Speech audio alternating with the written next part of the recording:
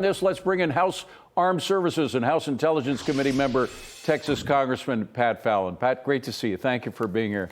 I'd like to start with the Middle East and the elimination of a nuclear Iran. I don't think it's possible to overstate the significance of that under President Trump's first year. That really changed a lot. And the combination of working with Israel on that and not only eliminating their nuclear capabilities, but at least momentarily, at least for a year or so, if not longer, but also getting rid of their terrorist contacts in both Lebanon and Gaza. That was an extraordinary relief of the world, right?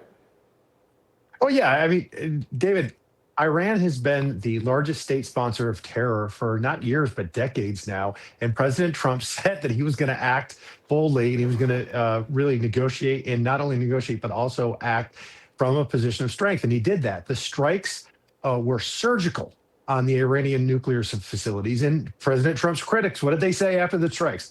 Oh, this will only set them back a few weeks. Well, it's been in the greater part of a year, and the Iranians haven't announced that they are, haven't had any progress with their nuclear capabilities. And also their proxies, Hezbollah and Hamas, have been decimated as well. This is President Trump working hand in hand with Prime Minister Netanyahu to secure a safer and more peaceful region in the Middle East. And also working with Arab countries, many of whom just recently were called our enemies, and forming this alliance that not only helps us deal with the war and peace issues in the Middle East, but also helps us out with energy. Yeah, absolutely. You have the United Arab Emirates, you have Jordan in the region. Of course, we've always had a friendly relationship with the Saudis. And this is a trust but verify situation, like with Reagan. We'll see what time, will tell on the new regime in Syria. I have some skepticism there. Yes, me too. You always have to, hope for the best, prepare for the worst kind of thing. Exactly. But also, every leader in that region is on notice that President Trump means what he says. And he is going to do everything he can to provide stability for our not only the United States, but our allies as well. And remember, during his first term, Syria was pretty much controlled, large portions of it, by ISIS. And he was the only president who effectively dealt with ISIS. Now, there are little pickups here and there of ISIS sympathizers, and that's terrible, and they have to be knocked down. But that whole swath of Syria was not only rid of ISIS, but he also killed, for those people who say he's too close to Vladimir Putin, he killed 200 Russian members of that, what was it, the Wagner force that they have there, the mercenaries. Yep. So, I mean, he knows how to deal with Syria when he needs to. President Trump works with, I'm on the Armed Services Committee, and I can tell you so many general officers, flag officers have told me President Trump listens to them. He listens and he heeds their advice. He gives them direction, and then they tell him this is the best way to go about implementing his plan. And they did that. They did that with great effect in Syria, virtually wiping ISIS out of that country. Yep. And also, if Wagner got in the way, they were going to be held accountable as well. And he held them to more than account. He sure did. I want to move on to this, and it's breaking news that we just got another strike against a drug boat, killing 2 suspected narco-terrorists. This is according to Southcom. That brings the total number of strikes to 30, with at least 106 killed. It comes after the president announced lethal Christmas strikes on ISIS targets in Nigeria after continued attacks on the country's Christian population. I think it's so important, particularly the last one. I mean, the strikes, we'll see how Venezuela ends up. I just can't believe that Maduro's that he's got some sense of self-preservation. He's going to get out before he has to be taken out. But this strike in Nigeria, I think, is interesting because the whole Euro crowd is telling us, you have to be careful what you say about Islamists around the world. Islamophobia is the worst thing that the world offers up right now. We can't be a part of that.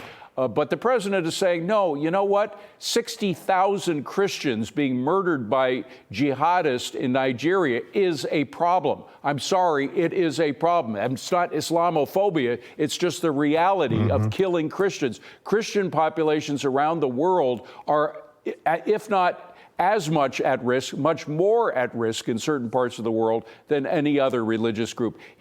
Trump is willing to say that, the truth that a lot of Europeans are not. There is a genocide going on in the Middle East, and it's a genocide of Christians across that region and in various countries. That Christians are, of course, a minority across North Africa and in the Middle East, and they're being persecuted like, really, it's unprecedented. And you know what the problem is, David? The problem isn't Islamophobia. That's not what we have to worry about. What we have to worry about is Islamo-fundamentalist terrorism. And that is responsible. The groups that believe in act, quote unquote, in the name of Allah, are the ones responsible for killing Jews, Christians, Buddhists, That's and right. fellow Muslims for that matter. So we're going to call it out for what it is. And I applaud the president for doing not only what he's been doing in Venezuela. I mean, the last thing any Venezuelan should do is climb on a drug boat and head north. Right. Your life expectancy will be that of a fruit fly. Yeah. Well, we only have about 30 seconds, but wrapping up on Venezuela, how does that transition take place? We know that Maduro was not voted in the election they had in I believe it was 2024. And that the woman, this wonderful Nobel Prize winning woman, she was not the candidate. She couldn't be because she was unable to because of the dictatorship they have there. But she would take over. How would that transition process take place, and would the United States be part of it?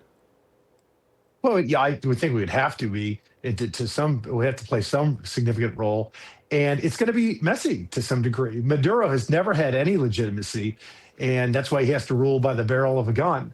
But the transition would be a tough one, but it's a necessary one.